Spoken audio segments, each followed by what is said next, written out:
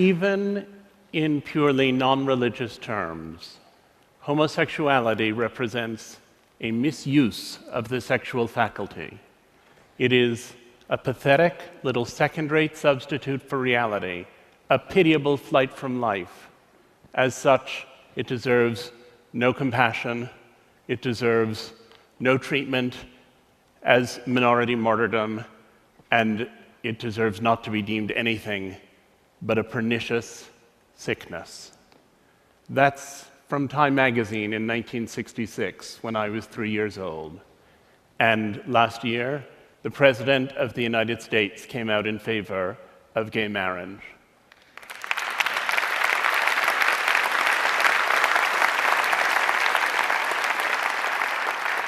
And my question is, how did we get from there to here? How did an illness become an identity? When I was perhaps 6 years old, I went to a shoe store with my mother and my brother, and at the end of buying our shoes, the salesman said to us that we could each have a balloon to take home. My brother wanted a red balloon, and I wanted a pink balloon. My mother said that she thought I'd really rather have a blue balloon, but I said that I definitely wanted the pink one, and she reminded me that my favorite color was blue. The fact that my favorite color now is blue, but I'm still gay, is evidence of both my mother's influence and its limits.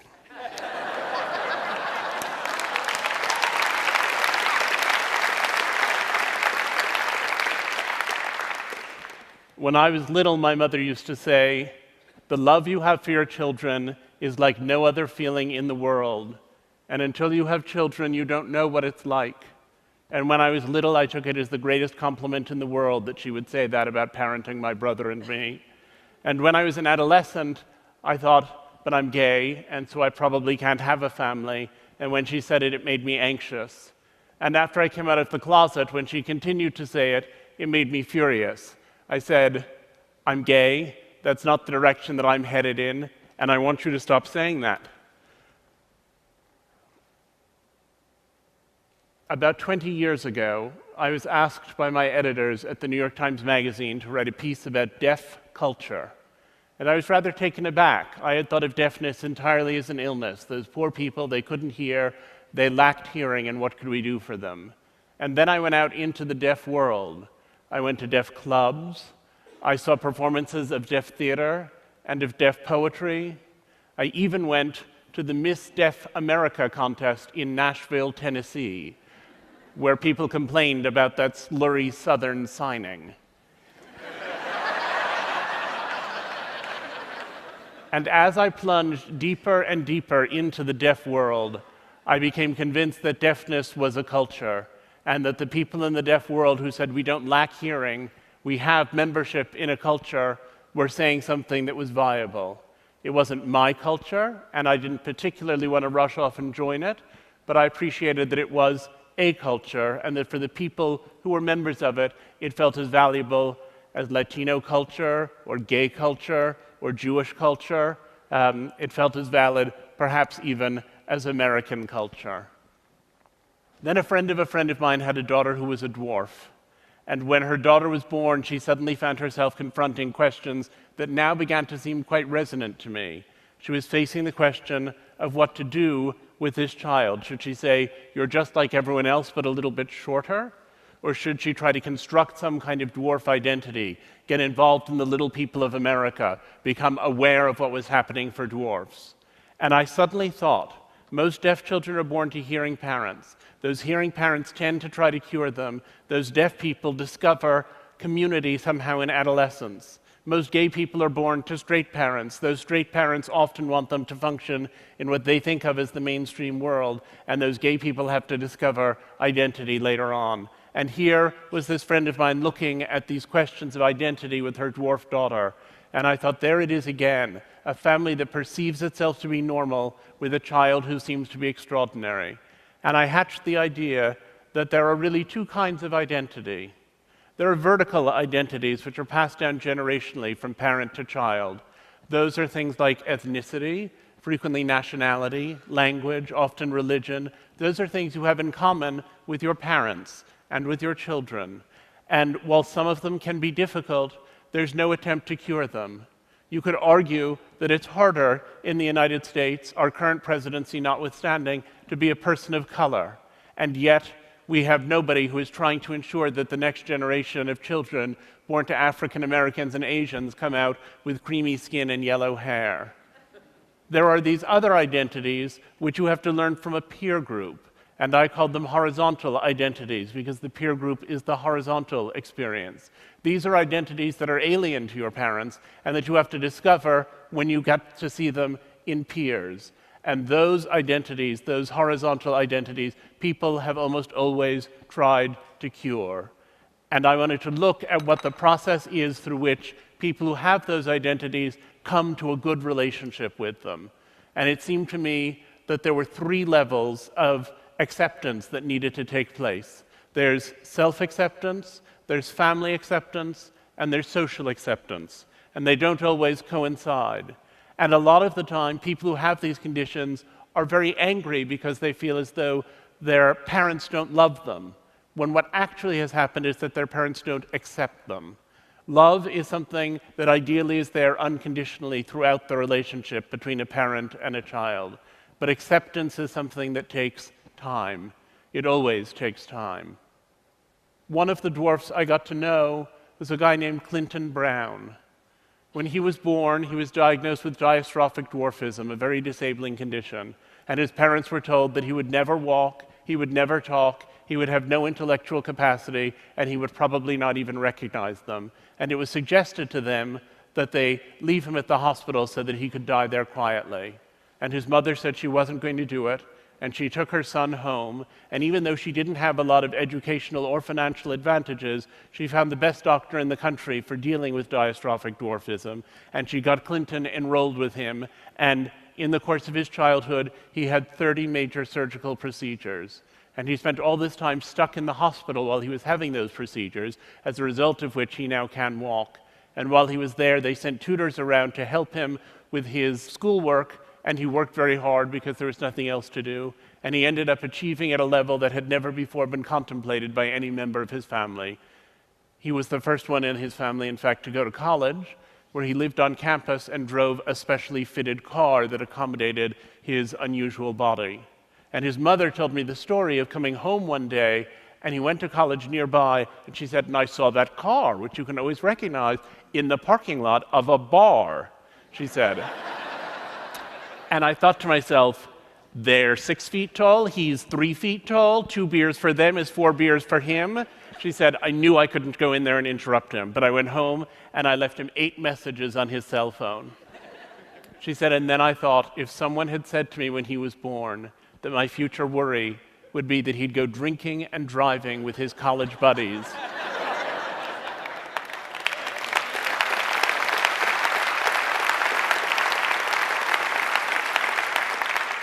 and I said to her, what do you think you did that helped him to emerge as this charming, accomplished, wonderful person? And she said, what did I do? I loved him, that's all. Clinton just always had that light in him, and his father and I were lucky enough to be the first to see it there.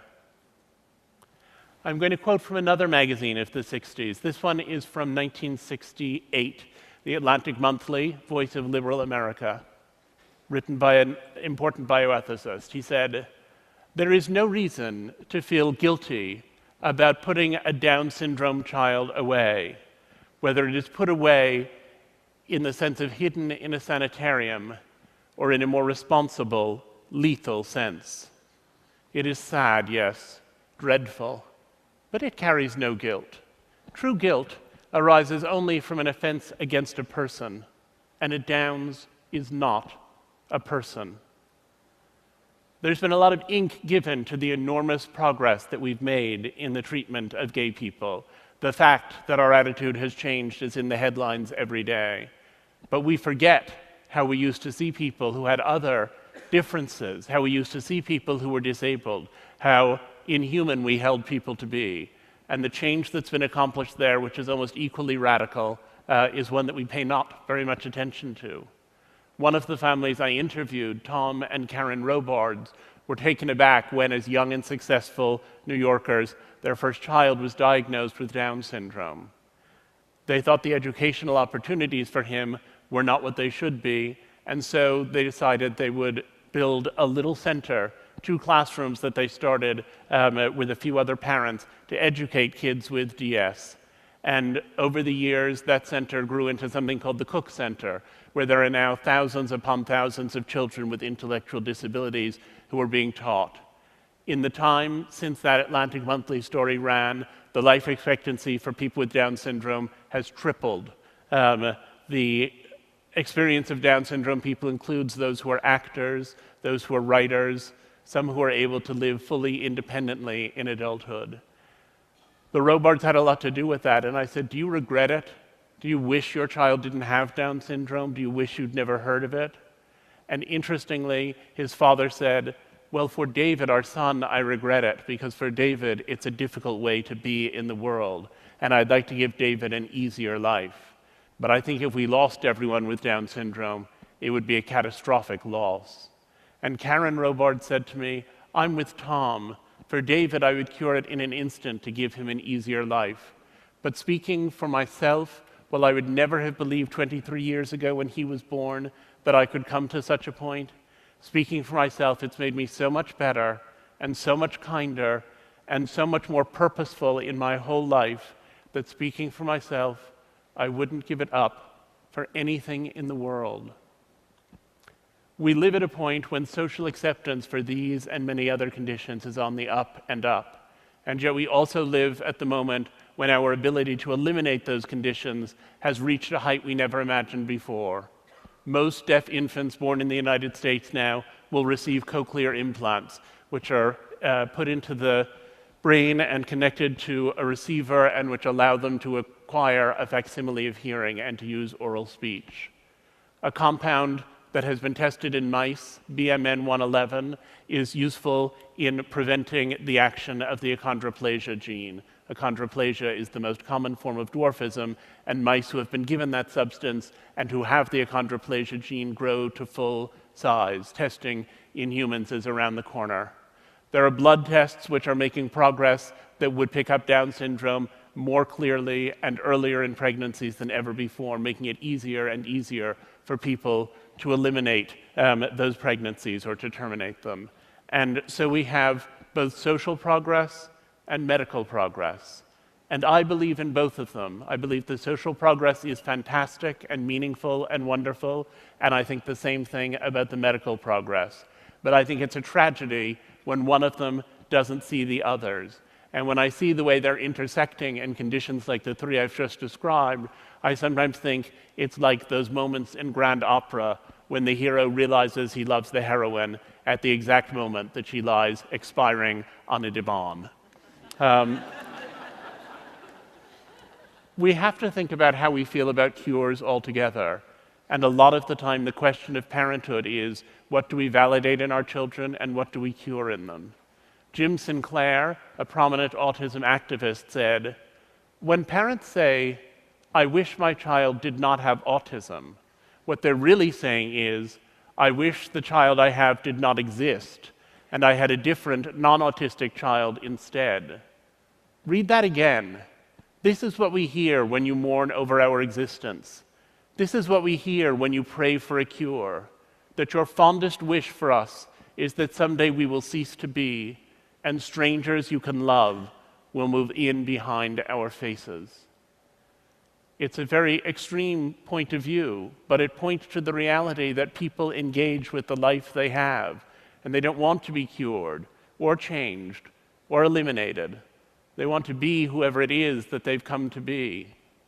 One of the families I interviewed for this project was the family of Dylan Klebold, who was one of the perpetrators of the Columbine massacre.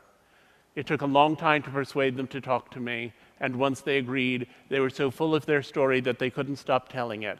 And the first weekend I spent with them, the first of many, I recorded more than 20 hours of conversation. And on Sunday night, we were all exhausted. We were sitting in the kitchen. Sue Klebold was fixing dinner. And I said, if Dylan were here now, do you have a sense of what you'd want to ask him?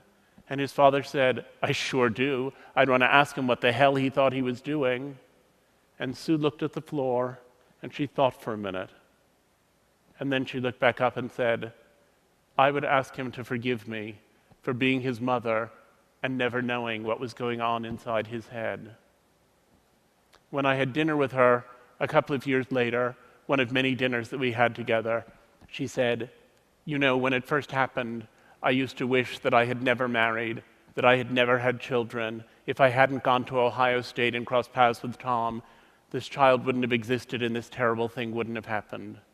But I've come to feel that I love the children I had so much that I don't want to imagine a life without them. I recognize the pain they cause to others, for which there can be no forgiveness, but the pain they cause to me, there is," she said. "So while I recognize that it would have been better for the world if Dylan had never been born, I've decided that it would not have been better for me." I thought it was surprising how all of these families had all of these children with all of these problems that they mostly would have done anything to avoid, and that they had all found so much meaning in that experience of parenting. And then I thought, all of us who have children love the children we have with their flaws. If some glorious angel suddenly descended through my living room ceiling and offered to take away the children I have and give me other, better children, more polite, funnier, nicer, smarter, I would cling to the children I have and pray away that atrocious spectacle. And ultimately, I feel that in the same way that we test flame-retardant pajamas in an inferno to ensure they won't catch fire when our child reaches across the stove, so these stories of families negotiating these extreme differences reflect on the universal experience of parenting, which is always that sometimes you look at your child and you think, where did you come from? It turns out that while each of these individual differences is siloed, there are only so many families dealing with schizophrenia, there are only so many families of children who are transgender, there are only so many families of prodigies who also face similar challenges in many ways. There are only so many families in each of those categories. But if you start to think that the experience of negotiating difference within your family is what people are addressing, then you discover that it's a nearly universal phenomenon. Ironically, it turns out that it's our differences and our negotiation of difference that unite us. I decided to have children while I was working on this project, and many people were astonished and said, "But how can you decide to have children in the midst of studying everything that can go wrong?" And I said, "I'm not studying everything that can go wrong. What I'm studying is how much love there can be even when everything appears to be going wrong." I thought a lot about the mother of one disabled child I had seen, severely disabled child who died through caregiver neglect, and when his ashes were interred, his mother said, "I pray here for forgiveness for having been twice robbed, once of the child I wanted, and once of the son I loved." And I figured it was possible then for anyone to love any child if they had the effective will to do so. So my husband is the biological father of 2 children with some lesbian friends in Minneapolis. I had a close friend from college who'd gone through a divorce and wanted to have children, and so she and I have a daughter, and mother and daughter live in Texas. And my husband and I have a son who lives with us all the time, of whom I am the biological father, and our surrogate for the pregnancy was Laura, the lesbian mother of Oliver and Lucy in Minneapolis. So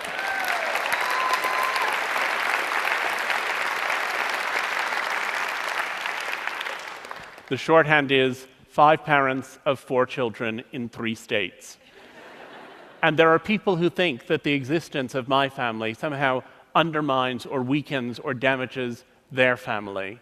And there are people who think that families like mine shouldn't be allowed to exist. And I don't accept subtractive models of love, only additive ones. And I believe that in the same way that we need species diversity to ensure that the planet can go on, so we need this diversity of affection and diversity of family in order to strengthen the ecosphere of kindness. The day after our son was born, the pediatrician came into the hospital room and said she was concerned. He wasn't extending his legs appropriately. She said that might mean that he had brain damage. Insofar as he was extending them, he was doing so asymmetrically, which he thought could mean that there was a tumor of some kind in action. And he had a very large head, which he thought might indicate hydrocephalus. And as she told me all of these things, I felt the very center of my being pouring out onto the floor. And I thought, here I had been working for years on a book about how much meaning people had found in the experience of parenting children who were disabled, and I didn't want to join their number. Because what I was encountering was an idea of illness, and like all parents since the dawn of time, I wanted to protect my child from illness. And I wanted also to protect myself from illness. And yet I knew from the work I had done that if he had any of the things we were about to start testing for, that those would ultimately be his identity, and if they were his identity, they would become my identity, that illness was going to take a very different shape as it unfolded. We took him to the MRI machine, we took him to the CAT scanner, we took this day-old child and gave him over for an arterial blood draw. We felt helpless, and at the end of 5 hours, they said that his brain was completely clear and that he was by then extending his legs correctly. And when I asked the pediatrician what had been going on, she said she thought in the morning he had probably had a cramp. But I thought how my mother was right. I thought, the love you have for your children is unlike any other feeling in the world. And until you have children, you don't know what it feels like. I think children had ensnared me the moment I connected fatherhood with loss. But I'm not sure I would have noticed that if I hadn't been so in the thick of this research project of mine. I had encountered so much strange love, and I fell very naturally into its bewitching patterns. And I saw how splendor can illuminate even the most abject vulnerabilities. During these 10 years, I had witnessed and learned the terrifying joy of unbearable responsibility, and I had come to see how it conquers everything else. And while I had sometimes thought the parents I was interviewing were fools, enslaving themselves to a lifetime's journey with their thankless children and trying to breed identity out of misery, I realized that day that my research had built me a plank and that I was ready to join them on their ship. Thank you.